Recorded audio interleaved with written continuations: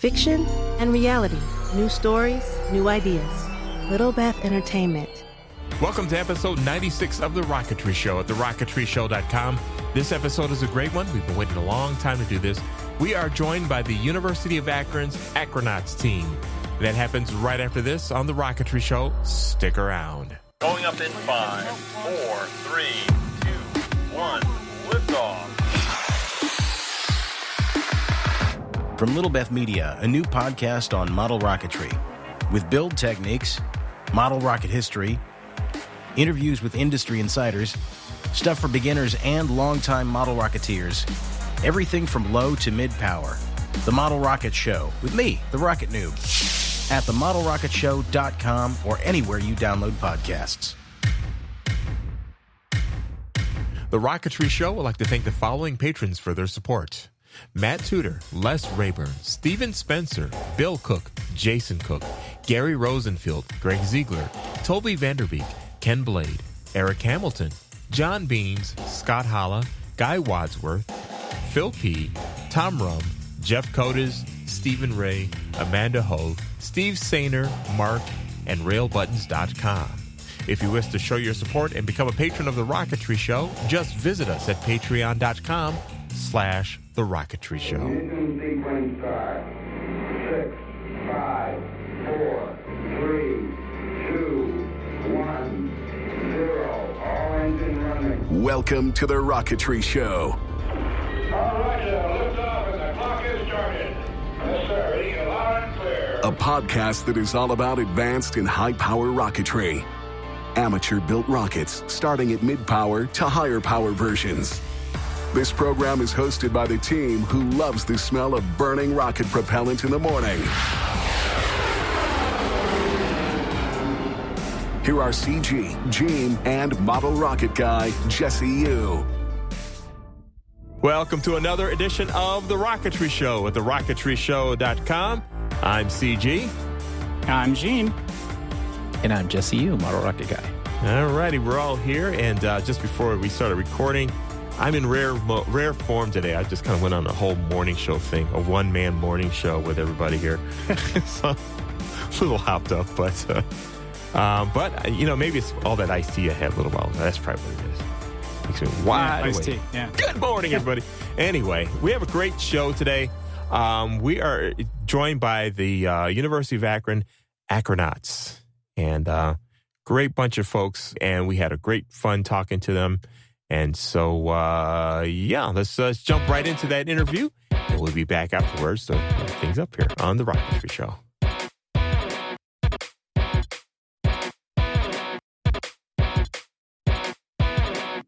Welcome back to The Rocketry Show at TheRocketryShow.com. I'm CG. We are along with Gene. But this is an exciting show because I've been wanting to do this for a few years at least now. With us, we have the University of Akron Akronauts, and they are one of the teams who are competing or who do compete at the NASA Student Launch Initiative, and they are local to us, Gene and I, and so it's kind of cool to get the team on here to talk about that. We are joined by Emily, the president of the UA Akronauts, also Olivia, the treasurer, Blake, chief engineer, John, project manager, and we also have Matt, who is the previous chief engineer. And also, I think president as well previously. Project manager. Project manager. Yeah, there we go. You go. I didn't get that far in my notes. So welcome, gang. And we're here to talk about, your work with the NASA student launch and how things went. So let me start by each one of you take turns and just say your name and tell me how you got involved with the University of Akron Akronauts. How'd you find out about it? So I'll start. I'm Emily, and it was actually my freshman year orientation.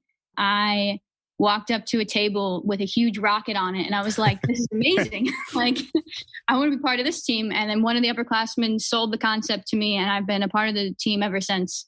When did you join? I think it was 2017. Nice. It was my freshman year. Yeah. Cool. Nothing like a big rocket to kind of get you going. That's definitely. Yeah. All right, keep going, gang. Who's next?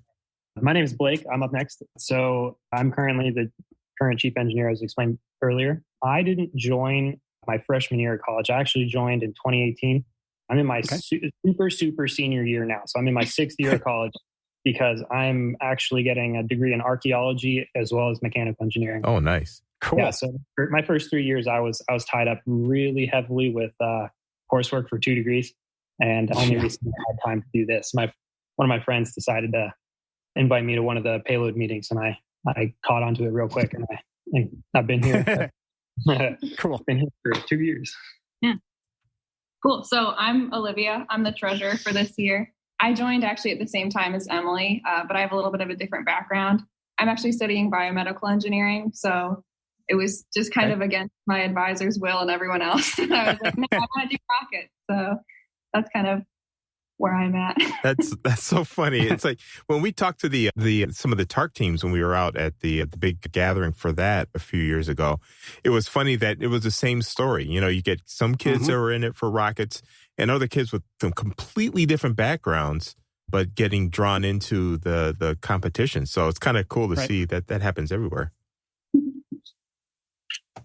Yeah, so I'm John. I'm the project manager currently.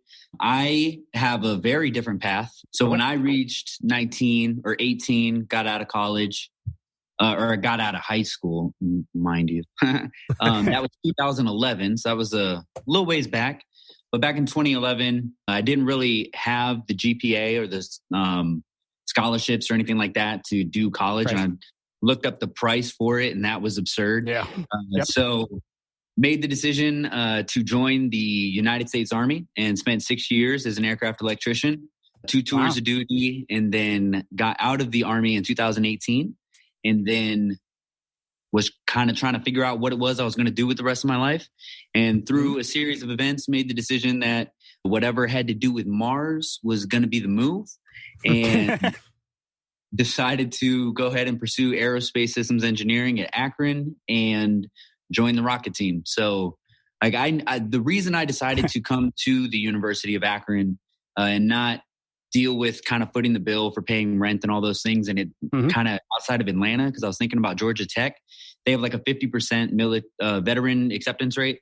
The actual reason I decided to come to the University of Akron was strictly because of the Akronauts rocket design team. And since being here, it's pretty much what I've done with all my time. I actually feel like I'm on the rocket team and go to college on the side. Well, that's nothing wrong with that. Yeah. And thank you for your service, by the way. Yes. More than welcome. So I'm Matt Reppa. I was the chief engineer last year. Before that, I'd been the project manager and the treasurer. And then before that, I was an aerostructure lead at some point. So I was on the team all 5 years of college. I joined the team. My cousin was the president at the time when I was a freshman. He was one of the original founders. So that's just kind of how I got into it. I really didn't know what I really wanted to do. I just was a lonely mechanical freshman. Didn't really know what I wanted to do with my career, but through the Akronauts, it really gave me the perspective of wanting to get into aerospace. And that's kind of the path that I took. So now I'll go ahead. Yeah, I was going to say, so you graduated and it sounds like you took a career in aerospace. Now you got to tell us where. So I'm actually working at Lockheed Martin Skunk Works in Palmdale, California. Nice. It's been 1 month as of today. So as a systems engineer. That is fantastic. And I'm not going to go into any, how did this stuff, but what with them choosing you, I mean, that is the top of the top. So they look very closely at the transcripts and all this other stuff. How do you feel, how much did the involvement with the team help lead you into even getting a shot going there, much less getting the job? Well, it was definitely a roundabout way of getting there because it wasn't really my mechanical experience or aerospace experience, but really the NASA student launch competition involves a lot of safety. Yes. Or FMEA work, stuff like that. And I was left with a safety internship in Orlando, Florida for Lockheed Martin last summer. So that was really my in to getting into Lockheed. And from there, I was able to reach out to some people and get in contact with someone in Palmdale. Fantastic. Now, I'm not going to ask what you're doing because you wouldn't be able to tell me anyway. So, well, he could tell you, but we'll all have to die after he says it. So, yeah, well, I don't want to die. That's why I wear a mask. And I also should mention that you guys have like a couple of unofficial team members, if you were, but you have advisors who are certainly rock stars in the rocketry world. And that is, you have advisors, Steve Eves and Chris Pearson, to kind of help you guys with your testing and all that. So what kind of work do you do with those two? Yeah. So typically the work that we do with them is anywhere from doing test launches for our rockets to working on making some test grains. Some recent ones that we've been making are Lumaflame, and I think we just recently were testing a NASA Blue motor with Steve, 2 hours ago. So a lot of work with them, and it's just generally testing stuff, making sure everything works, and then getting it ready for competition, getting their input as much as possible. So it's primarily getting your fuel mix right and getting the testing done so you know what you got, that kind of thing? Yep, absolutely. I was going to say, we pretty much run down our rocket with them before we do any type of test launch or we go to competition. And then they also, or at least Chris for the past 2 years, has come to competition with us. So to get that support and guidance while we're there too. Nice. That's really cool. I mean, in the rocketry world, everybody knows those names. So that's cool. And it's cool to see them reaching out and getting the next generation and all that good stuff going. So kudos to them. So we're all talking about NASA SLI and everything. Can you tell us a little bit about what the competition is, what's involved, how long does it take? Because everybody knows that TARC is you launch a rocket with some eggs in it to a certain altitude, and then you have to get a flight time on it and all this stuff. But what's involved with the competition? So it starts in August, where we all send in a proposal to present our original idea. And there's over 100 teams that send in proposals. And then they select about 45 teams to be able to compete for that year. And the next stage is a preliminary design review stage. So we have to write a report that's probably over 200 pages. 250, I think, is the limit we have to stay under, actually. And we're trying to figure out our design of the rocket. But every year for them, they give us requirements of a payload. So this past year, we had to pick up an ice sample off the ground. So you had the opportunity of building a drone or a rover. We chose a rover that deployed out of the rocket after the rocket came back down. So each year we have to fit into those requirements, and they have lots of safety requirements. And then on top of that first report, we continue through a critical design review, a flight readiness review. And then after launch, we have a PLAR, which is post-launch review. So we have to do presentations for them throughout the year. We have to write reports throughout the year. And then we build a subscale model of our rocket. So we scale it down to a 2/3 ratio. And then we do a full scale flight demonstration also before we're allowed to even go to competition. Wow. That is a lot of stuff. Yeah. So I'm looking forward to finding out more about that whole process. We'll walk through it and we'll, learn a lot. But first, we're going to take a quick break here on the show, and we'll be right back right after this. You're listening to The Rocketry Show at TheRocketryShow.com. Lock Precision Rocketry manufactures a full line of high-quality precision fit components to meet your building, repairing, and customizing needs. Lock Precision believes in making rocket kits as light as possible while maintaining the strength required to fly with commercially available motors. Lock Precision offers a wide range of rocket kits from the 1-inch diameter Lock 1 series to high-power rockets reaching 7.6 inches in diameter. When you visit LockPrecision.com, be sure to check out their Performance Series kits featuring such designs as the Black Brand 10, the Caliper ISP, and the 3.1-inch diameter Iris rocket. All of Lock Precision's performance kits comes with everything you need, including pre-slotted airframes, high-grade precision-cut plywood fins and components, as well as ripstop nylon parachutes, rugged shock cords, polypropylene nose cone, and instructions. The name Lock Precision has been synonymous with mid and high-power rocketry for over 30 years. Check out LockPrecision.com to find out why. LockPrecision.com. Fly higher. Fly Lock. It's time for Serious Rocketry. Serious Rocketry since 1998, providing the Rocketeer with great kits, motors, supplies, and more. They have lots of products in their ever-growing web store with fast shipping, wide selection, and courteous service. And you can check out the amazing and popular Serious Rocketry kits that harken back to the days of fun-to-build detailed kits that are more than just 3 fins and a nose cone. And Jim's been surfing around on the website, and he found stuff. All kinds of good stuff at this website. You could spend hours there, and I know. So, but today, I would like to revisit a rocket that I absolutely love, and it's actually a Sirius rocketry rocket. It's the Sirius Rocketry Eradicator. It's what they call part of a transition series. So what that means is it can be flown on model rocket motors, yet it also can go up to high power motors as kind of a transition as you move from low power into high power, if you like. Or if you just want to keep flying it on low power, you could do that. The Sirius Rocketry Eradicator is a 29 millimeter rocket, and it's about 45 inches. It's got 2 different tubes on it because it's got a transition and strakes and all kinds of really cool missile-y kind of look and feel to it. But it's 45 inches long. The one tube is 3-inch diameter, and the other one is about 2.5. So it transitions down, but it's got some really cool strakes on it. And what's nice about this kit is it has 12 pages of full detailed instructions. So if you're a little bit shy about doing some complex like transitions or strakes on a rocket, this will get you through it. They've got tons of decals for it, so it looks really cool. And it's 29 millimeter, comes with its positive motor retention, comes with even a quick link in the bag. So it comes with everything that you need.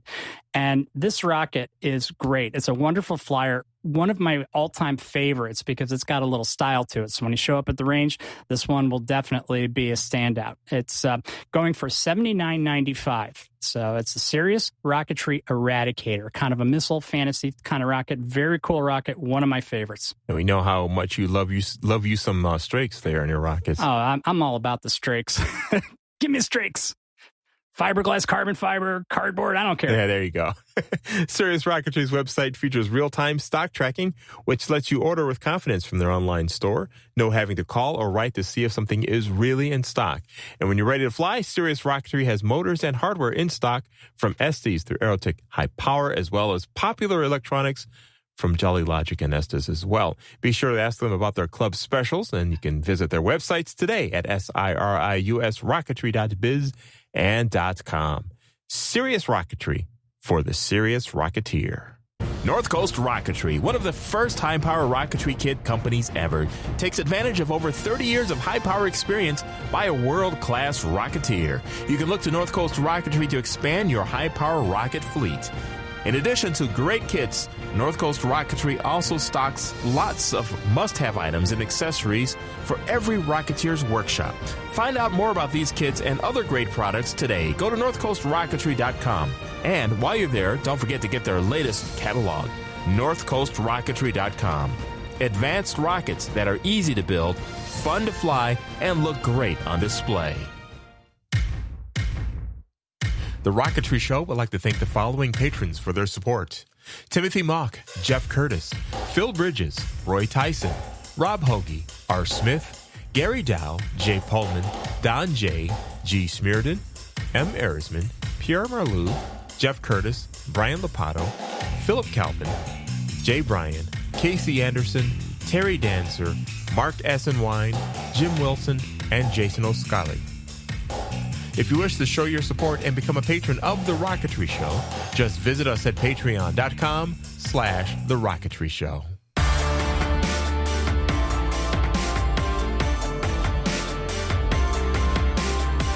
Welcome back to The Rocketry Show at TheRocketryShow.com. We are on with CG and Jeem and the University of Akron Akronauts team and their NASA student launch rocket team. And they've got a lot of cool stuff. And we're going to go and now get a little geeky and get into some details now that we got the backgrounds all worked out. Yes. And we're going to talk about last year's project. So there was a lot to this, in case you didn't pick up on that before the break. So we're going to start. It's like in the very beginning. So you guys come in and it's like, hey, we're going to be in this year's team. What was the first thing you did and how did that go along? All right. So, Well, go ahead. You're probably best for talking about the concept.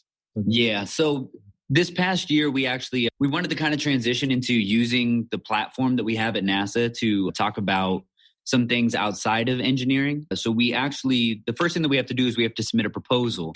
So within our proposal, we detailed that project and we talked about the earlier Emily was talking about how they make payload requirements. And so last year's was simulated lunar ice sampling type of thing. Could be rover, drone, whatever it is you kind of want to approach it as.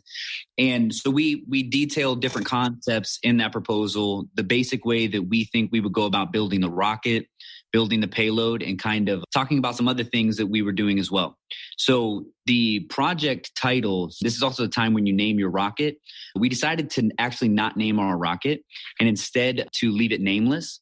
And we had an overall project concept that was called Project 22. The Project 22 title was in reference to a 2012 Veterans Administration study that found that 22 veterans a day were committing suicide. And myself being a veteran, I heard a lot about this kind of concept, and I presented it to the leadership of the team the year before. And they liked the idea of painting our rocket in camouflage and taking that to competition and trying to have that be like a beacon kind of a thing, carrying that flag forward and raising awareness and creating conversations kind of thing. So we detailed that in the proposal phase, as well as some design concepts. Okay. Very cool. Kind of bring awareness up. Right. And so from there, what was your first step after that? Is this when you start getting your team members together, or? This is in the August timeframe when we start having students come back to the university. This is kind of the first thing that we do in the year. And then after the proposal phase, we move into the preliminary design phase. And I can pass that off to someone else if they want to talk about the preliminary design phase. Yeah, Matt, do you want to do that? Sure. Okay, so this is Matt now, right?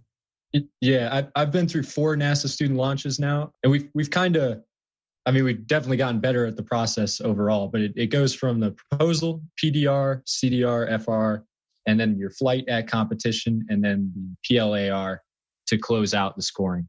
And basically in the PDR phase, you have already sent in a basic proposal of your rocket and payload and your mission for the year to NASA, and they've accepted you then, which we've been accepted all 4 years, luckily, that we've gone to competition. So for the PDR, they focus on the design of different components or different ideas that could be brought to the table, whether that's for different materials, for bulkheads or centering rings, different motor selections. It's all commercial motors at NASA. Airframe selection, layout of the rocket, whether you want to do dual deployment of the parachutes or have both parachutes in one bay. And going along with that, it's kind of tied into how you're going to release the payload. I believe this was the first year they allowed us to even consider releasing the payload before it reaches the ground. And usually that's easier than having a separate mechanism to hold the payload in place until you reach the ground and then get it out, as well as keeping it away from the parachutes. In the PDR phase, you focus on however many ideas you can come up with and create those designs to move forward with. And then you present them to the student launch committee. Over the course of 2 weeks, they have an hour meeting or so with every single team. And you have to present your design and basically defend it and why you selected the designs that you did. That could be pretty tough. Yeah. I can imagine. They're pretty intense. Pretty intense. Like, how do they do that meeting? Do you meet with them actual, or do you do a virtual meeting through Zoom or something? It's a virtual meeting every time. They send out an email well in advance, and we all sign up for time slots. And then we have a conference room at our university that we typically go to, formal dress attire. It's a real design review with the NASA student launch folks. And we have to create a presentation that showcases all of the details that they want to see. So it's pretty detailed. I can imagine. Wow. So, and as far as materials and the airframes and all that for this project, what did you decide on for this? So a lot of teams follow sort of closer to the hobby rocketry path for NASA student launch, and they don't, at least definitely for the subscale and sometimes even for the full scale rocket, they don't make too much of their rocket on their own. Whereas we manufacture all of our bulkheads from aluminum stock in-house in our machine shop. So that gives our team members experience with that. We do purchase our commercial airframes, which we've used fiberglass for a few years now from Mad Cow Rocketry. And then obviously the motor has to be commercial solid fuel motor for the NASA student launch. So that's just a purchase for us. But I would say, and then the biggest thing for NASA is the payload. So that's usually some combination of additive manufacturing, 3D printed components. And that's the really interesting design aspect that we get into with the NASA student launch. Well, sure, it's wide open at that point, and any way of movement. I've heard gliders, I've heard rovers from you guys. It's like it could be a walker. I mean, it could be anything. Yeah. 2 years ago, we actually went with a drone. We tried to make it all ourselves out of 3D printed components, and down to the wire, like trying to finish it by the FR. We ended up having to switch up some components to some commercial options, but we were able to get it to work. And successfully. It was for our third place finish that year. And then this year we ended up going with a rover. And I think the issues we saw in that drone design, Blake could probably speak to it better. He was the payload lead last year, but the issues we encountered, at least from a timeline and a technical perspective, we were able to get on them earlier in the design phase this year for our rover. So yeah, let's talk about some of the challenges you're faced with on the rover there. I guess all of us being rocket geeks, we all are aware of some of the weight limitations in that. With the commercial motors, you really don't have a lot of wiggle room as far as payload weight goes. So real quick before we jump in there, what motor did you decide to use for this flight? So we're given a limit of only going up to an L motor by NASA. So we went with the CTI. Yeah. Well, the altitude range is between 3,500 and I believe 6,500. Okay. And so definitely doable.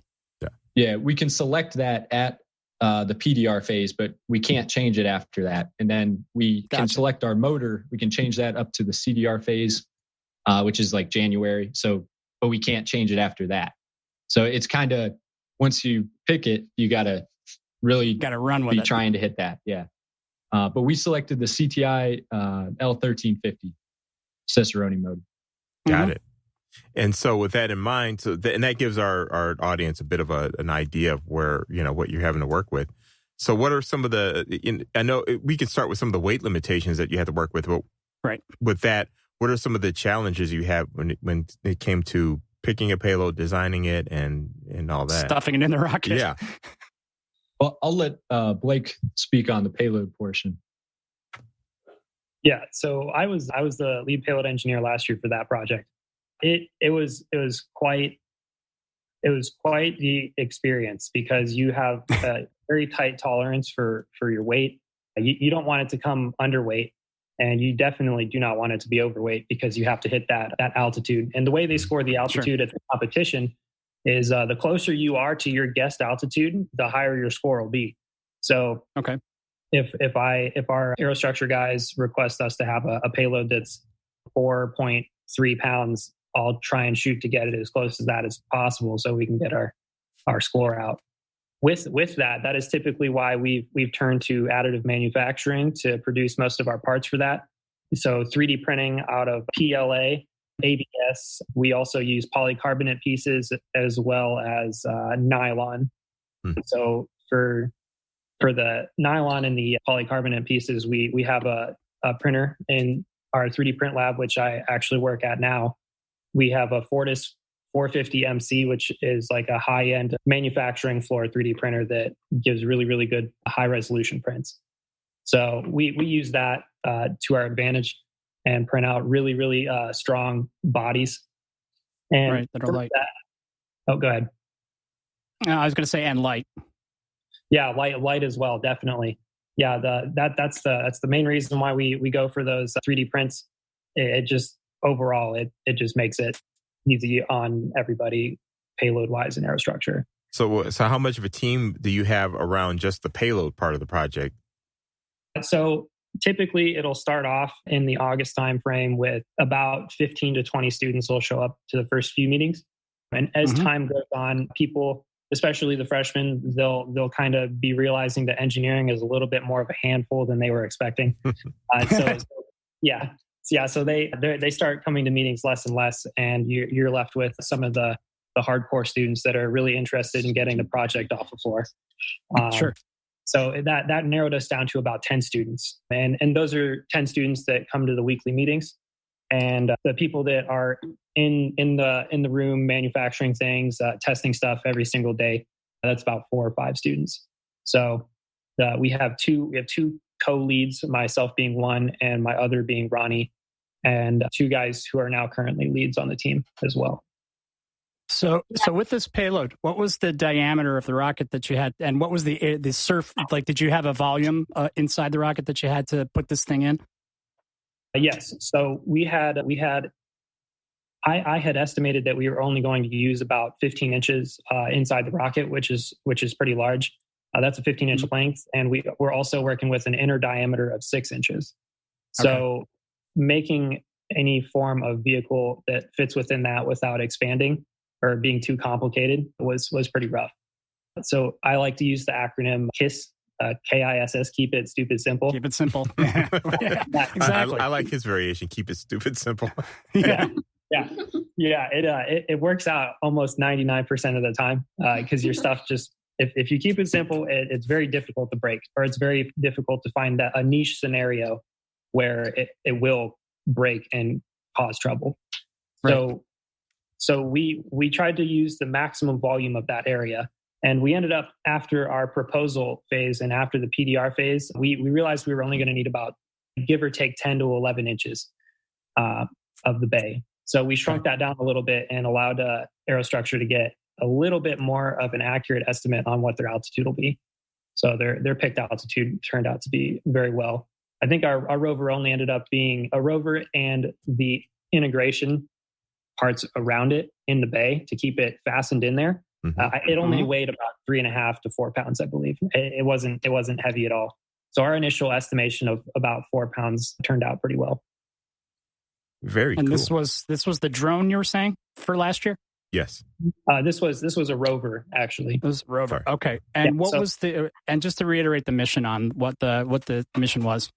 Yes. So the mission was to collect a lunar ice sample. Now, lunar and ice are 2 words that you will not use in Alabama. So what they ended up giving us was a crystalline structure that was similar to sidewalk salt. It was kind of more of a plastic bead almost, but that's what we used as our simulated lunar ice. So we actually designed a rover that had buckets on the top face and bottom face. So that way, if the rover for any reason fell out upside down or right side up, you would still be able to scoop material. So we put buckets that were able to handle the required amount, which was 10 milliliters. And we had it set so the buckets were able to open at various opening lengths, or however you want to call it. Angles? Yeah, spans. Angles or degrees. Yeah, spans. So we could collect as much material as possible. And it also sealed on the face of the rover body, so we could make sure that nothing was going to fall out whenever we drove it away. Because another requirement was to be able to drive it a decent amount away from 10 meters, 10 feet, something like that. I believe it was 10 feet, yeah. Okay, now was that active control, or did it have to think for itself, or was somebody controlling the unit? So they didn't set a requirement for it to be autonomous. So we actually just took the KISS strategy once again and made it human controlled. So we had a keyboard that we controlled the movement with. Okay, cool. And that's very cool. Yeah. And so that was the rover. Now that also implies that you had a rocket team. So who all was on the rocket team?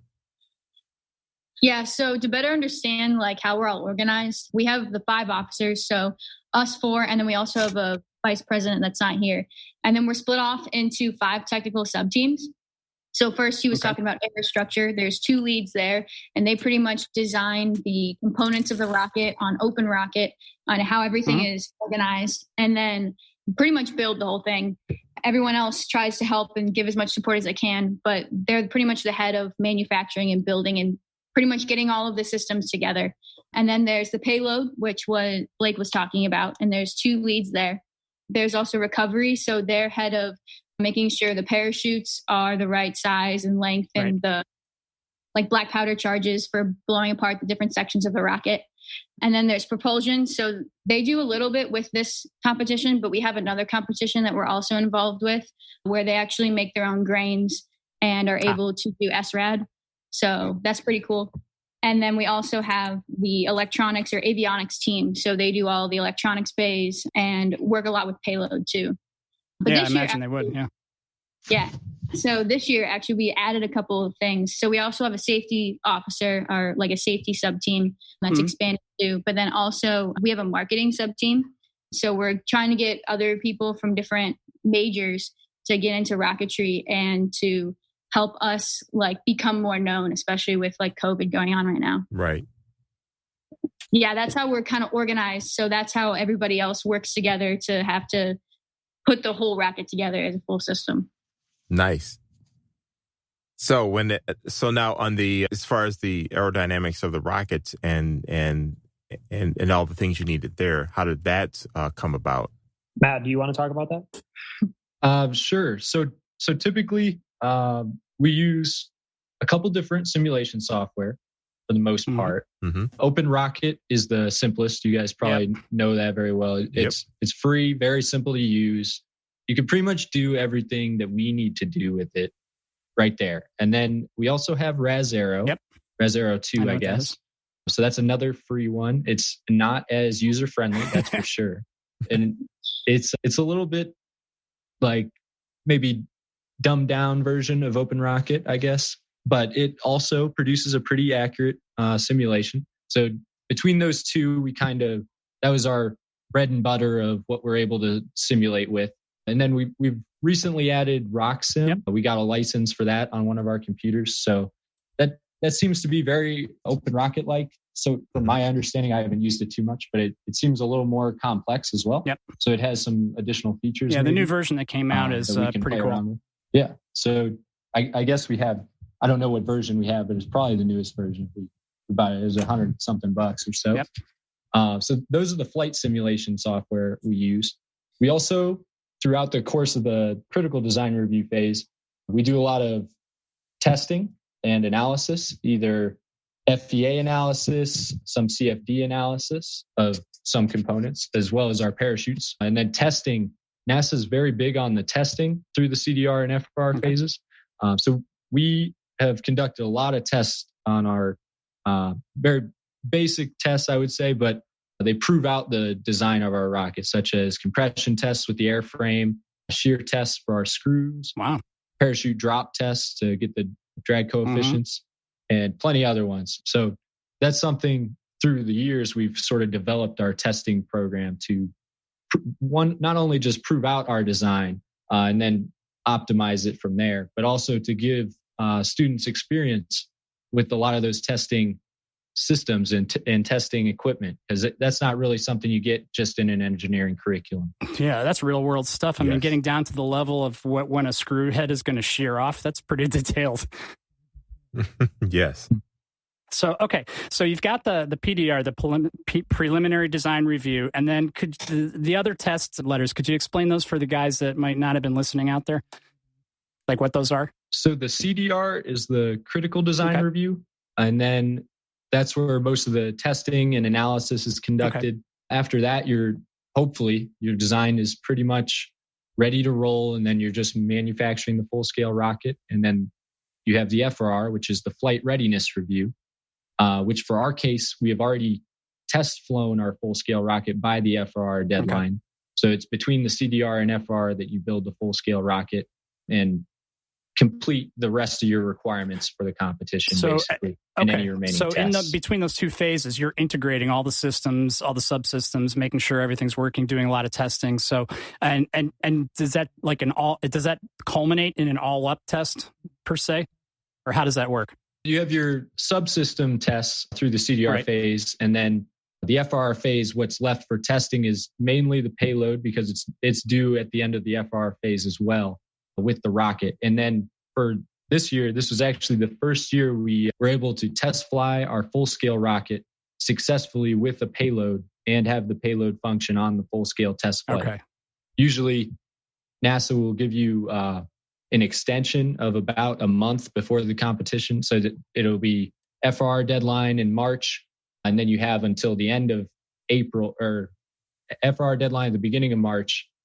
And then you have an addendum period if your payload did not work, to test fly again before the competition the first week of April. Okay. So you're limited. This was the first time. Okay. That's really cool.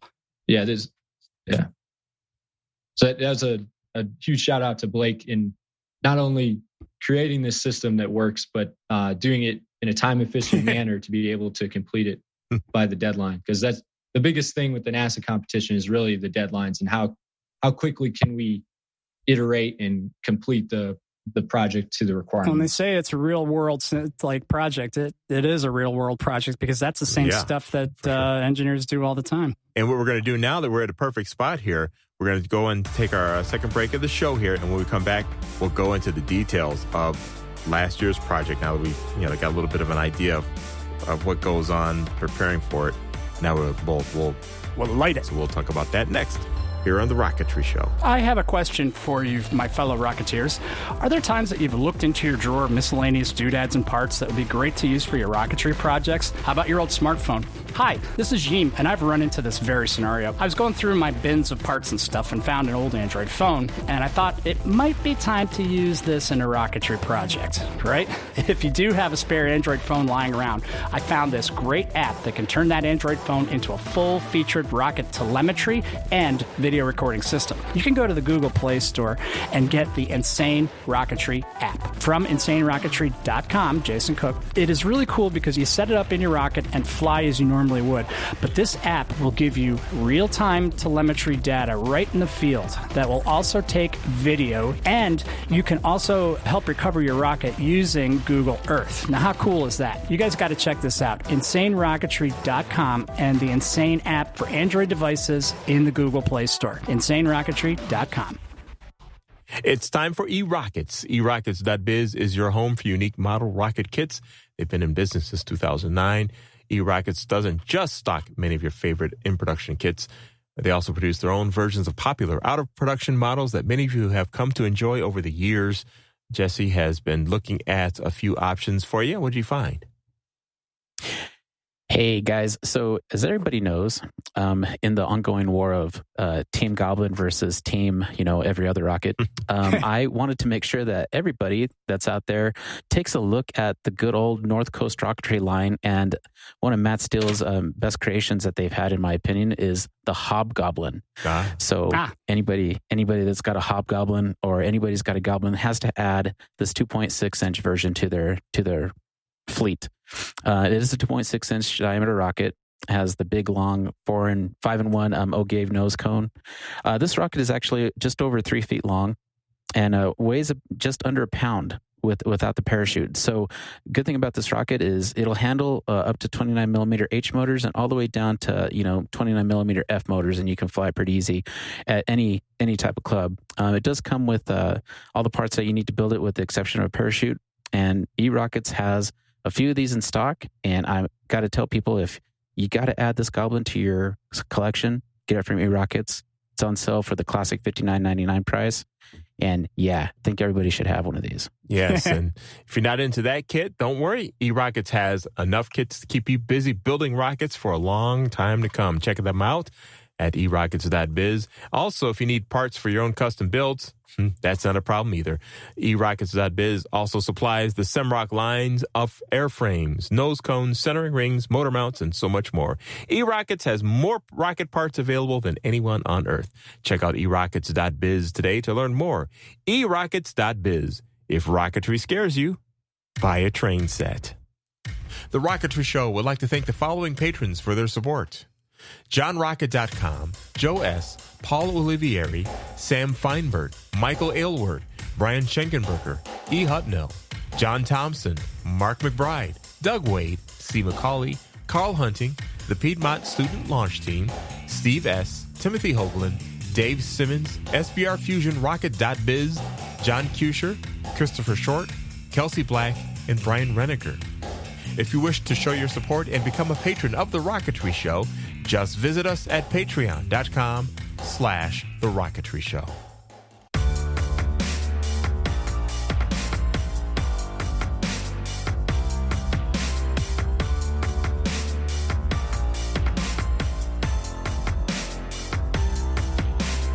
Welcome back to The Rocketry Show, TheRocketryShow.com. I'm CG. I'm Gene. And we've got the University of Akron Akronauts. During the break, we had a lot of fun conversations about buying black powder and fun therein. Hilarity ensued. As a collective, we're probably on the most of the list for the some security advisor team somewhere to the government, watching us all. But anyway, I digress. So now we're back to the big thing here. We'll talk about last year's project. We got a little bit of an outline of some of the challenges that are involved. And so I'm thinking we can start with the testing you did, how it went leading up to the deadline, and then how the competition day went. Would one of Blake or John want to take that one? Well, all right, John. So I guess first and foremost, to kind of talk about the competition thing, the coronavirus happened, Yes. COVID-19, and that kind of canceled the competition. So as Reppa was describing before, there's that launch vehicle test that you do. Mm-hmm. We got it done between the CDR and the FRR. So that actually counted as our competition flight in a sense. On the score sheet, they actually waived all of the stuff towards the end, like the post-launch assessment review, the actual flight day launch, those kind of things. But we were able to prove that our system worked at the CDR and FRR point. So that was a pretty cool thing. Even our payload came out and was able to collect the simulated lunar ice sample that we had laid out for it. Okay. So that was pretty cool. But as far as testing is concerned, we actually had a few cool systems, and one that hasn't gotten a lot of light shown on it at this point would be RTS. RTS stands for Radio Telemetry System. I have to fight. This is my favorite area because that's where I'm working on right now with my stuff. But go ahead. Sorry. Well, very cool. So our avionics leads could give you a real deep rundown on it. They're both, I believe, computer science majors, and they're, coding the system. I believe they use the Teensy this year, but this upcoming year, they're looking at making our own in-house flight computer and stuff like that. And the biggest thing that we kind of branched into with that project was developing PCBs, which was pretty cool. We were able to order them for pretty cheap online. But anyways, during the actual launch, the test launch that we did, we were able to get altitude and different things like that while the rocket was actually in flight. So that was a pretty cool change of pace for us because we usually do after launch data review kind of thing. But being able to see it in real time was really cool. But for the testing, I'll go ahead and pass that back over to Blake to talk about some of his tensile tests for his payload and how those things went, which Reppa's a big fan. Sounds like a story's coming. Awesome. Oh yeah, that's a good story. So NASA really, really doesn't like when you have an object that is open faced to the atmosphere at apogee, which is what our payload, our rover, was designed to be. So we had to have a retention system that was very, very strong and very able to hold that in there. So how I did that, I pretty much put the rover on tracks inside the rocket, which stopped it from moving around in there, but it also needed to not laterally move, so it couldn't drive itself out. So we actually took two heavy duty servo motors and had them facing, I don't want to say opposite, but flipped upside down. So one clamped up and one clamped down onto the back of the rover. And we wanted to verify how strong those arms would be before they would break. So we did a tensile test on them. So we took them down to we have Instron machines in our tensile testing materials lab.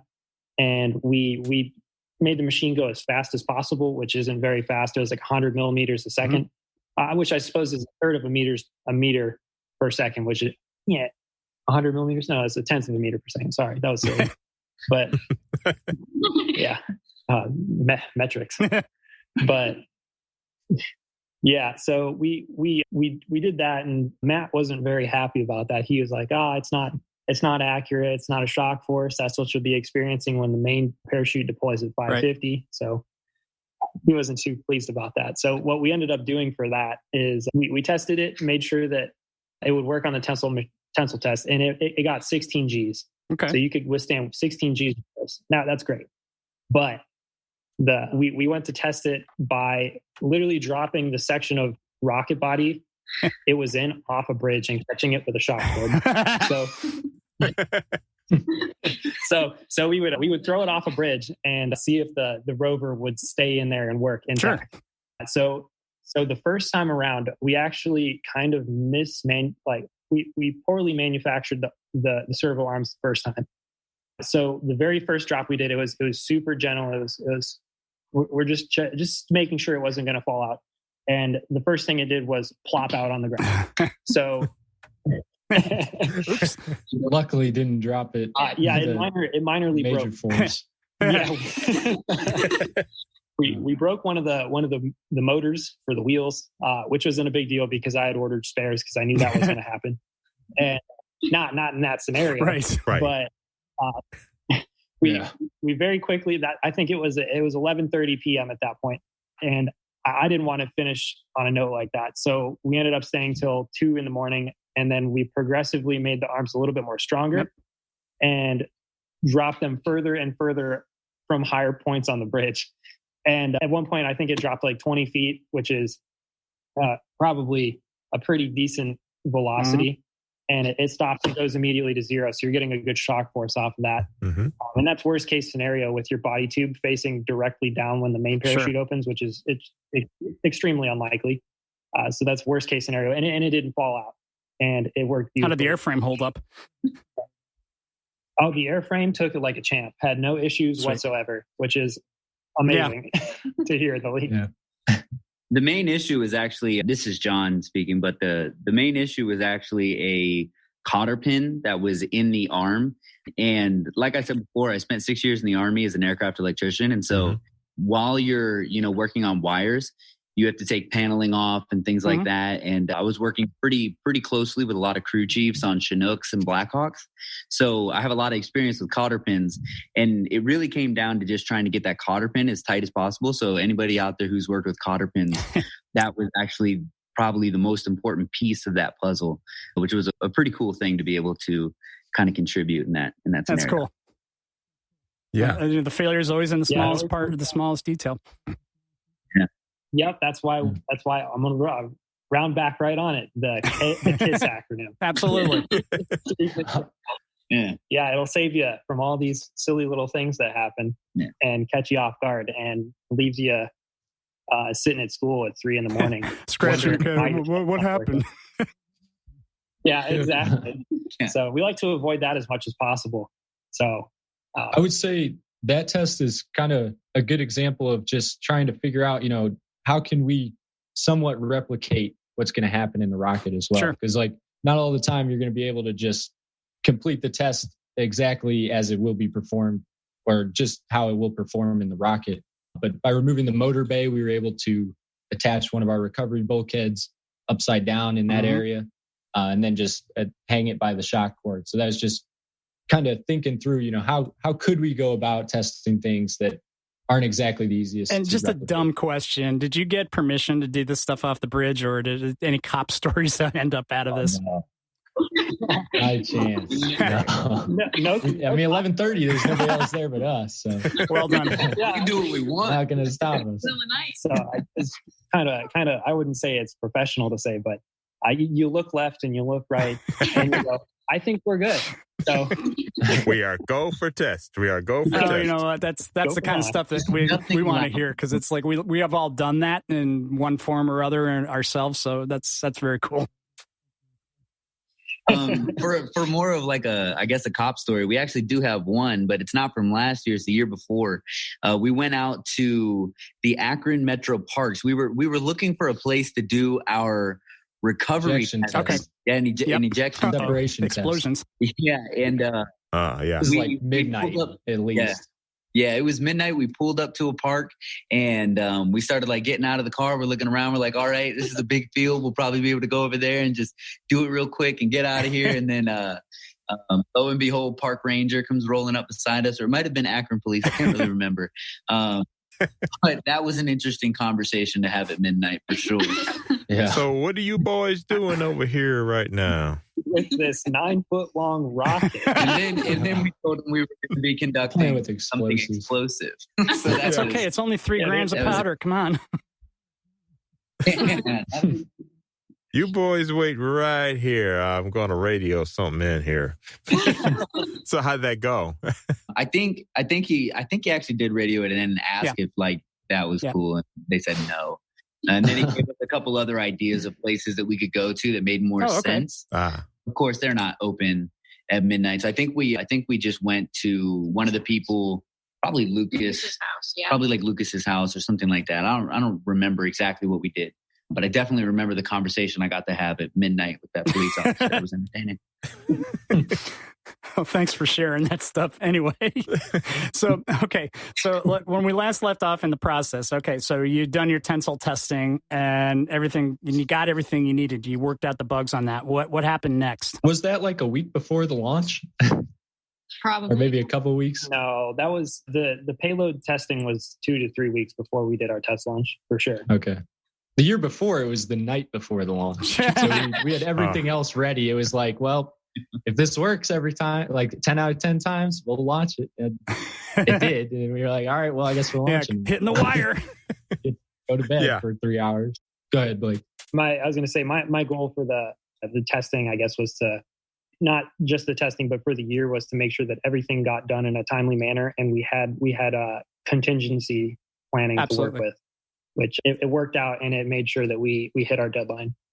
But yeah, once the testing was over, we were good for our test launch. So with that test launch, we rolled out to a field, and it was what Amherst. But it was, the Amherst field. Oh yeah. Yeah, was it February that we did that, or March? February. I was just looking at pictures. February 20th. Yeah. Yeah, we did that. We did it really early. It was cool. So that's a month and a couple of weeks before the FRR deadline when it's required. And for a frame of reference, 2 years before that, we were launching on the due date. So as far as timelines, we kind of improved that, slightly. I guess. Yeah, it's a good thing. Yeah. Slightly is an understatement. Yeah. Because then a 250-page report is due about that launch that day. That was great. Yep. Okay. So you went out to Amherst and you did your test flight and you got your data and everything was looking good? Yeah, it was looking amazing. We had our test launch went off. It went perfectly straight. Typically, when we launch a rocket up here that we built for Alabama, the altitude that we get here is off by about 300 feet, right? Yeah, because the temperature and humidity and all that good air density stuff. Yeah. Right. 300-400 feet over or under? Over. It was over. Here. Yeah, because it's colder here to start off with, I think. Mm-hmm. Yeah, so the flight dynamics are a little bit different. So we were shooting for 4,300 feet. I believe we got 4,640 or something like that. Almost kissing that waiver out there. Yeah. Yeah, it was very close. We got a waiver up to 5,000 or something like that, right? I believe so. Well, isn't it 48? It's 48 now, but yeah, it was 5 for a while, but they dropped to 200 feet for some reason recently. The previous years we had gone up to 5,200 or 5,280 about, so or around 5,000. So close to a mile, roughly. Yeah, once that flight was really well. It went very well. Chris did do his standard statement of your fins are too small, which he tells us that every year, and every year we ignore it. Which we're not doing that this year. We're actually following through with it. Yeah. But I'm sure that'll make Chris happy. Yeah, it definitely will. He'll be very pleased. I'm looking for the smile. Good luck. Yeah. But the rocket landed. It was great. We only had to walk like 400 feet. Nice. It was a pretty short walk. Yeah, it was great. And then we set up the payload system. There was still snow all over the field, and I built the rover to be as simple as possible. I didn't want it to have any waterproofing because there's not going to be any water on the launch field. Added weight for nothing. So yeah, I actually put my nice North Face coat down on the ground and let it drive out on top of it like the lady. Got it. And we set up a platform for our material, which we actually used a sidewalk salt to scoop up, and we scooped up the 10 milliliters, and it was perfect. Nice. Yeah, that was a really good replica before, and they wouldn't even tell us what the sample would be exactly, but just showed us a picture of it. So it was a good replica, I think. Yeah, when we told them we used the sidewalk salt, they were like, "Oh, we were actually going to send you that, but we switched it up at the last second for shipping weight concerns." Yeah. Always being efficient. Right. Yeah. So I think, Blake, you should talk about the retention system as far as keeping the shock cord away from the rover, as well as the fin orientation for how we set up the tracks. I think that would be really interesting to talk about if you're okay with that. Yeah, sure. So to give kind of a backstory, we the way I made the rover is we added semi-hemispherical wheels to it. So that way, if the rover came out under any angle, it would self-right itself either on the top or the bottom. So I mentioned earlier that we had put buckets on the top and the bottom. Mm-hmm. So it wouldn't be an issue if it flipped out on either one of those. But we put it on tracks, which we put like an inverse pattern on the tread of the track that mirrors the wheels. So that way the rover, if you just hit A on the keyboard, which is forward for us, because I was lazy and I didn't want to put W like you would in a recent game or whatever. But we would click A and it would drive itself out, whatever orientation it was in. And the tracks were actually oriented because we use a 3-fin setup, as I believe most of the teams there do. We're oriented so that the rover came out 2/3 of the time fit directly. I wouldn't say directly, but mostly oriented with the bottom side down. Okay. So the only time we would experience it not oriented bottom side down was in one of the fin orientations where it landed. And it would still, we set up the tracks in a way that it would still drive itself out. Okay. So we had to kind of coordinated the track setup with the fins, so that if it landed in the inside, it was at an angle, it would be able to drive out on the tracks. Whereas if it landed and it was flat, it didn't need the tracks to just drive out on the flat surface. Smart. Yeah. So we tried to mitigate as much risk at as many angles as possible for that. As well, the tracks actually doubled as a guard because the rover was located almost in the drogue bay. We had a single removable cap that was tied off to the drogue shock cord that pulled out whenever the drogue parachute was released. The drogue cord actually went underneath the rover, underneath the track, and connected to the thrust plate of the rocket. So we had to keep the drogue cord from whenever it shocked open from breaking the rover. So we fastened aluminum brackets into a 3D printed track and fastened that into the body of the rocket. And that is what we use to keep the shock cord from slapping against the rocket and smash. Yeah, exactly. Right. So it was a very interesting design. It was coordinated. And John's making fun of me for pushing my buttons up. Oh, that's cool. I thought it was really cool. Yeah. We coordinated that across with aerostructure very well, and it worked out it worked out amazingly. Yeah. It took a couple iterations, definitely, but over the course of, since we started it so early, probably in the PDR phase, we were able to narrow down what we really wanted. We even tried to test it on our subscale launch. I think that really gave us some good ideas for the full scale. Okay. Now with the subscale, you could pretty much integrate everything you can, except obviously the payload itself, to see how the systems work. Is that correct? So you kind of did that? Right. So we had a 2:3 scale model with a 4-inch airframe. Basically, they want to know why we selected the components that we did, what sort of similitude or analysis drove our design of the subscale as well. So we had to report on that at the CDR phase. But yeah, it was mainly a 2:3 scale model just to replicate the flight as well as all of our mechanical systems inside. And this, I'll say, even was probably the first year that we tested any payload component in the subscale. And that was, we tried to replicate what we thought the retention system would look like at a smaller level, trying to keep that shock cord away and use a cap to be pulled off of the top of the payload bay, the contained bay, if you want to call it that. So yeah, it was a lot of trying to implement as many of the things that we're trying to do on the full scale. Okay, so but the small scale is, it's not a requirement per se according to NASA specs, but it's something that you did as kind of get some data, which is always good. Well, they do have to fly a subscale, but it doesn't even have to be a high-powered rocket. So that's where a lot of teams will launch even a kit rocket if they want. Okay.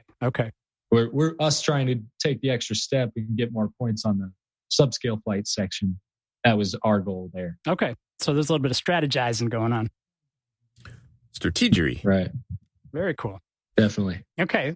So Nice. So you got that flight and everything. And then in a normal competition, you would take all that data and have the final review, or what's the next step like?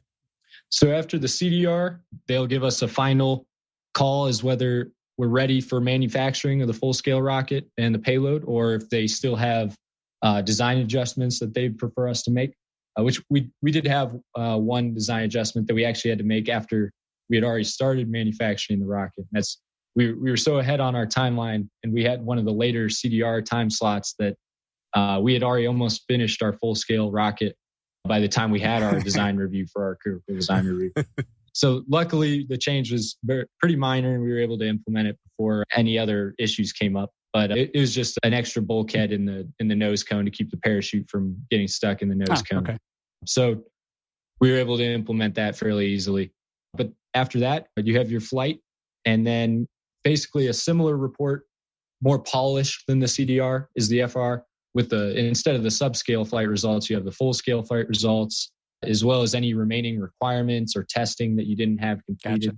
Gotcha. And that's usually the easiest design review with them, because it should be complete, and it should be the only conversation point really is, all right, when you coming down to Huntsville? What day you guys getting there? That's usually the topic. Of course, this year is a little different with things that happen. So, but we were pretty prepared, so it went well.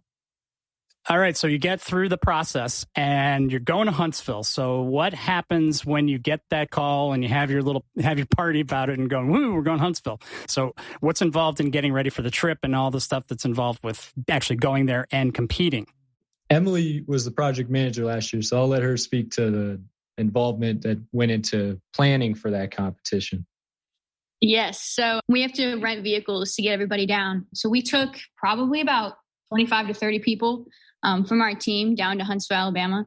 We rented 2 years ago. Last year. Yes, you're right. Before the dark time. In the before time.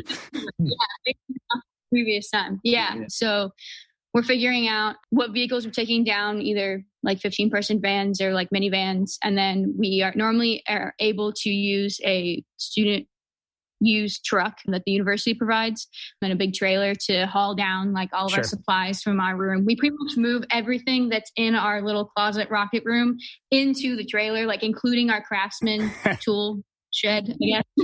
Like we'll lift that guy up and put him in the trailer.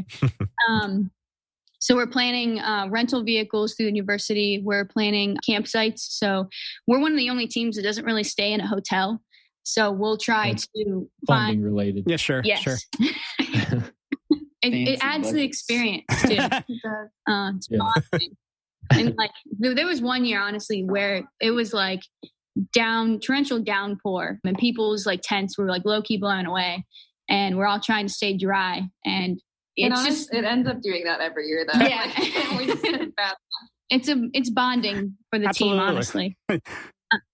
Yeah. Spoken like a true project manager. We usually stop in Nashville as well for a night before we get down there. So that's a fun time. Beale Street. Yeah. We'll make a trip out of it and try to do some fun things. I think that 2 years ago they did a escape room, cool team bonding thing. So yeah, so we do the traveling or the vehicle stuff, the camping stuff, and then we're there for a full week. The competition itself is a whole week ordeal where we get down there normally and set up camp. We normally give ourselves a day or two to try to like work out some last minute kinks. One year we forgot a coupler, so we had to like order that. Overnight, ship it. I forgot a piece of the road. Yeah. Akron. So like figure out all those last minute like kinks and stuff and prepare. So we have to present the rocket again once we are there to the judges and then the NAR people. So that's really the first time they see the rocket in person. Sure. So that's really what all the NAR guys, TRA guys, they're checking it out to make sure it's going to do what we think it's going to do. I know they probably all haven't read our report, but we got to be pretty much fully assembled minus the energetics to present it to them. Okay. So we present the rocket to them, and they give us a sheet of if there's anything we need to last minute change. And then we represent it to them if we do need to change anything. If not, then we're good to go for flight. And then the next 2 days, they give tours out at their NASA Space Center that's down there in Huntsville. Which is a cool place. Oh, definitely. It's very cool with all the testing units that they have. So a lot of the freshmen and sophomores love that aspect of it, where they get to see the different facilities that you normally wouldn't be able to see. So there's a little bit of that. A lot of the upperclassmen will stay back and work on the rocket. And then there's also a rocket fair. So they set aside a period of time where all of the teams will lay everything out, like put up their rockets, and have pretty much a tabling event where you get to go around and talk to the other teams about their designs and figure out what they did for their payloads and get ideas off of each other. And then also the judges will come around and you'll do a presentation to them. So you'll kind of have a poster of like an abbreviated what you did for that year, and then also talk through the different components of the rocket to the judges. But it's really cool to meet other teams from all over the U.S. and get ideas from them and learn different things from them, and even just like meet new people and then keep seeing them as you come back year after year. Right. And at that point, your design's already done, so you can freely talk about ideas, because it changes every year. Exactly. It's very cool. Yeah. And then for the competition day at the end of the week, normally a Friday, and then they have a backup day of Saturday, they'll have volleys. So you'll sign in the morning, and they'll have 3 different like time periods where you're supposed to launch your rocket. And it's really organized. Everybody has their own tent. It's kind of the way I would think of it. I grew up in like running cross country and like track. It felt like a meet, but you didn't run, you just launched rockets. Sounds fun to me. Yeah, my kind of meet. So in the past, we've launched like early in the morning or late in the evening. So that kind of does differ on like what altitude you might get depending on temperature. But like once launch day is done, you'll just stick around and watch other people fly their rockets, and then that's pretty much the end of competition. So for the launch windows, how's that decided randomly, or are you assigned it, or how does it work? Well, in our first 2 years, we didn't really know. They just kind of sent like, oh yeah, here's the remaining list. But after getting far along, we got third place last year. We were positioned well through the first 3 phases, and then we figured out they let you select your time slot first if you're kind of in the top 10 or so. So we definitely wanted to launch in the morning. We wanted to get it ready to roll. Our mentality that year was, get through it as quickly as possible. That as long as we're ready. Because if you have time to recover in case you're not ready for that volley, you can definitely get in a later volley, but it can't go the other way. So true. So we wanted to go into an early volley both years, and we were able to do that, luckily. Well, this year at home. Right. Yeah. Okay. So, and then we've got the competition, and the final tally of scores is done that day, or when do you get the final results? Because it sounds like there's a lot of stuff these guys got to review. So there is a kind of a presentation at the NASA museum down there. I can't remember exactly where it's at. It's under the Saturn V, I believe. Okay. Yeah. I know exactly where you're talking about. Yeah. So they get all the teams in a room, formal dressed up, and they present a couple different awards. Emily or John could probably speak to the awards exactly. They don't announce the overall winners in the top 3 or top 10 until later on, about 2 months later, because there's still a post-launch assessment review, which is worth 15% of the score. Heavy. Within a month after competition. And so there's still that. And then they'll compile all the scores within the next month and give them to us about, late May? Something like that, usually. Okay. So you're already home before you get the final results. Correct. And so did they have a ceremony for that, or they just send out the scores and say, here you go? Well, the ceremony is really on launch day after. So they'll hand out like top 3 best poster presentation awards, best looking rocket. Those are from the rocket fair. Then closest to altitude. Okay. All right. It's all the subcategories. The top 3 closest to their predicted altitude.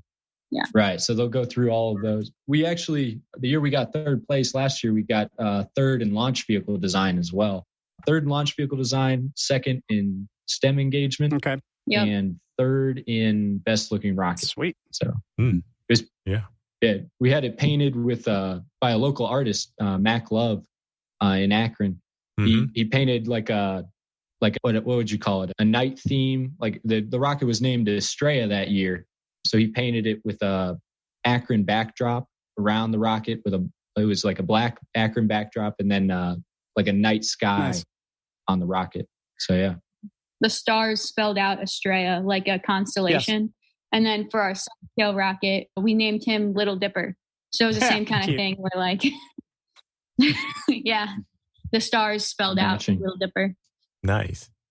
And then to kind of throw a plug in there, if you actually go to YouTube and you search Akronauts Rocket Design Team, the first video that pops up is kind of the launch week run through. It's about a 2-minute video. It's probably the best video we've ever made. It's real nice. And it gives kind of that inside look of what that process was like, even to the point of like kind of seeing the NAR officials that were there asking questions. And that year, one of the things that we're really impressed with, and we didn't talk about this earlier, but we actually make all of our parachutes in-house. Oh, wow. They were pretty impressed with the level of quality, and they thought our recovery hardware was pretty extreme though. But aside from that, it was pretty awesome to kind of see that. But that video kind of details exactly what launch week is like, and that's a pretty cool thing to see. Even the launch that day, all that kind of stuff, the celebration afterwards, is a very cool thing. We will definitely put a link up in on the show notes with that video on there. All right, sounds cool. Awesome. So for this year now, this coming year, with COVID still looming, do you know how that's going to go yet? So actually this year we decided not to partake in the NASA SLI competition due to like some budget cuts. But then also every year, so since we started we're also part of the Spaceport America Cup. Yes. Mm-hmm.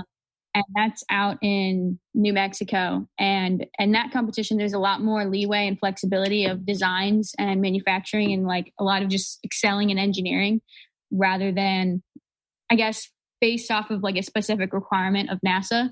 So deciding and only building one rocket for this year, we decided to go with that competition. So we're moving forward with building a 2-stage rocket this year. Yeah, we were trying to build a 2-stage rocket this past year for that same competition. But again, COVID hit and canceled that competition. And we're trying to still fly that same rocket in October at FAR. Oh, at FAR, so, yes. I know the place very well. So that's why that's the Friends of Amateur Rocketry. Yeah. Nice. Yeah, and that's an 18.5-foot tall 2-stage rocket that has a projected apogee of about, I think it's right now hovering around 28. It's 28,500. Okay. Yeah, we'll be competing in the COTS 30K division at Spaceport this upcoming year. But to kind of answer your question about how NASA has changed for the upcoming year, even though we made the decision to go with Spaceport, NASA still invited us to the competition. So what they did this upcoming year, they're having the entire competition be a virtual event. So they're not planning for universities to come down to Alabama. And then the payload requirement for this upcoming year is actually a human lander system. So I actually recently got a Pathways internship, and so did Emily here at the Glenn Research Center. So in my time during the summer up there, I kind of wanted a little bit of a back view of what SLI is really trying to accomplish. So I was able to find on their online servers a little bit of information on it. Went digging. That was a lot of fun. But everything they're doing is kind of simulating what it is they're trying to do really on the moon. So this upcoming year, they're doing the human lander system. And if you're following Artemis, absolutely, the idea is to have the goal is to have the gateway, orbiting the moon. Mm-hmm. You have the crew vehicle go to the gateway. There's a human lander system already there. Shout out Lockheed. They are one of the prime contractors for that. Very in charge of a lot of things. So for the human landers, calling you. Okay, stay on time. Maston's doing the payload landers. Yeah, very cool. So that's where he was saying he co-op before, and they did get a pretty cool contract there. But this upcoming year, the actual payload is for a human lander system that ejects out of the rocket, which is very anti-NASA SLI in the past. Like they've never really been into the idea of ejecting payloads. But this year they want it ejected, and then it lands on the surface, the simulated lunar surface of Tilled Field in Alabama. And it's a 360-degree snapshot and then relays that back. And that is what they're trying to do for this upcoming year. So last year's was the simulated lunar ice. And in the group I'm in, it's actually, I work in the chemical and thermal propulsion group. And so that's kind of dealing with the European service module and the propulsion systems there.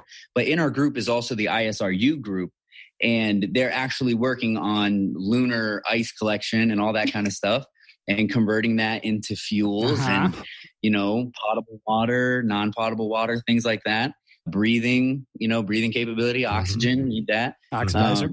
So that's a pretty cool thing. They're kind of just simulating the Artemis mission at the NASA SLI, which is convenient from NASA's standpoint because a lot of people who are going to be going into the aerospace industry already know what it's like to make proposals, create PDRs, go through those presentations, things like that. So it kind of just builds that community out, beginning at the collegiate level and at the middle school level, because you have we actually compete in the USLI, University Student Launch, but they have middle schools out there and high schools as well. There's a Boy Scout troop that kind of tears up that league. And then right behind the Boy Scout troop is another Akron home team, and that's St. Vincent St. Mary. So shout out them. They're doing great things as well. Yeah, they're another team that I would like to get a hold of at some point soon. Absolutely. Although they're a competition for my TARC team. I'm at university school. So I'd love to talk to them, but I'd have to be very cautious. You'll have to... the trade secrets. Yeah. Well, the competition world. I would have to recuse myself. The details. It'd be all good, though. So, actually, one of the dreams to get my high school team into the SLI competition at the high school level is you have to place, I think it's in the top 10 or 20 at TARC. And we just started competing our first competition was 3 years ago. We made it to finals last year, and then COVID hit, and we're all ready to go. So for TARC, they kept the rules the same. So we have our airframes all built and everything. We just have to go through testing. But most of the other teams, and there's 800 that start out, most of the other teams have as well. So the numbers are going to be real tight this year. So hopefully me and my guys are going to be doing a lot of flying because I want to take them back down to Virginia. And the whole dream is to get into the SLI. So it's been awesome talking to you guys about it. How many teams attend that TARC competition? The final, it's 800 teams start out, and 100 teams based on score are brought down to Virginia. Yeah. So, and you were within that 100 this past year. You would have been. Oh, so, man. The design's the same and everything's going to be the same. They didn't change the rules and the registration's all good. So all we have to do is really hit the numbers because I'm sure St. Vincent St. Mary has their 3 or 4 teams that they enter and they're probably at the same place we are. Oh, wow. So it's very competitive and it's at that level. They don't, the kids don't talk, the teams don't talk to each other very much. They interact, but they don't get into the design specs and stuff. So it's fun to watch. Yeah, I would say at this level, even we have our own server of how we communicate amongst our team, but we now have kind of a community server even of other rocketry teams that have kind of all gotten together to share ideas, and really that's kind of what it's about at this level. Is just definitely it's a Discord. So just figuring out how we can all improve together, kind of thing. It's definitely. Once you get down to Huntsville, even everybody's trying to see everybody launch, so they're all pretty helpful. That's cool. Thanks for coming on and talking about your projects with us. And just based on what we have here in the interview already, there's enough material to talk about 2 or 3 other things at some point. Yes, there is. It'll really be interesting talking about the FAR project when you're ready. So. Project BOGO. They're coming out by the beginning of October. About a month they'll be leaving to head out of here. All right. Well. Definitely keep us in touch. And have fun out there. or keep in touch with us, I should say. Talking like Yoda. Will do. Cool. Well, good luck to you guys, and we look forward to seeing how things go at FAR. Thank you. Thanks, guys. Thank you for having us.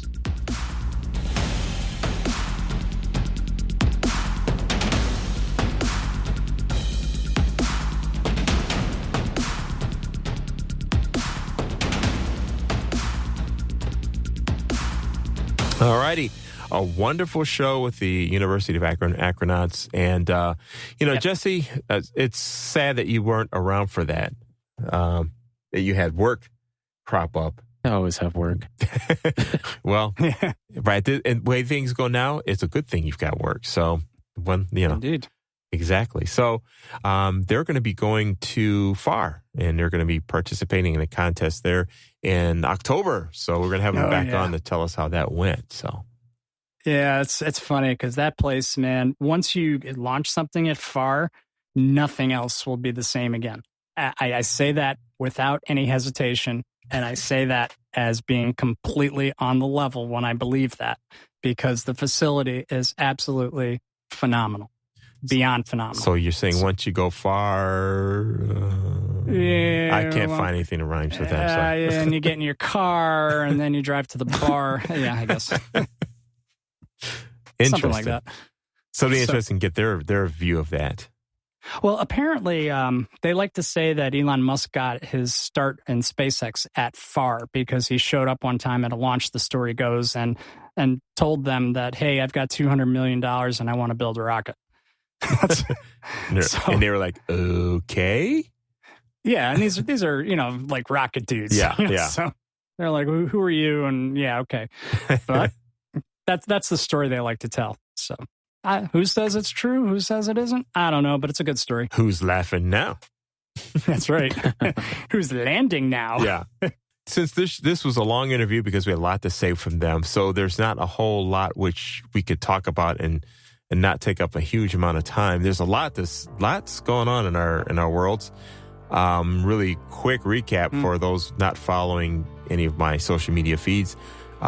We did get another test in with Mr. Bean, and this time it was an all-up test again, but we went all out and went for the full test of the dual deployment, and Gene was mission control.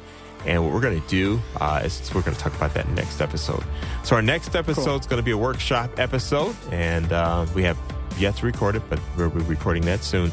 If weather holds out, it will be at our launch site for the club, or for our model rocket site, not the big one. And so we'll do a show from there. And if technology holds up well, we'll have Jesse in by way of the LTE networks. Which would be cool. Because we don't want to get COVID from the 5G. No, just joking. Yeah, so... what? Yeah. So we're going to be testing out that mobile data technology there, and hopefully have Jesse in on the field as well. And we'll talk about that, and I'm sure we'll get some stories from some flyers and all that, and come up with something it's going to be fun. Yeah, get to test out the equipment we didn't get a chance to use at all this year. We got some cool stuff for being on the road, because I was figuring we're going to be on the road at least twice this year doing our show, but none of that happened. Thanks, COVID. And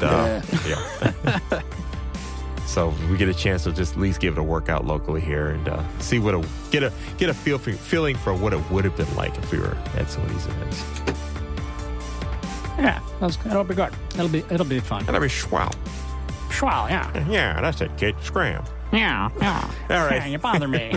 Before we devolve anymore, we'll see you next time here on The Rocketry Show at TheRocketryShow.com. Gene? You started it, CJ. Yeah, I know. I'm bad. But keep your eyes in the skies. We'll see you next time.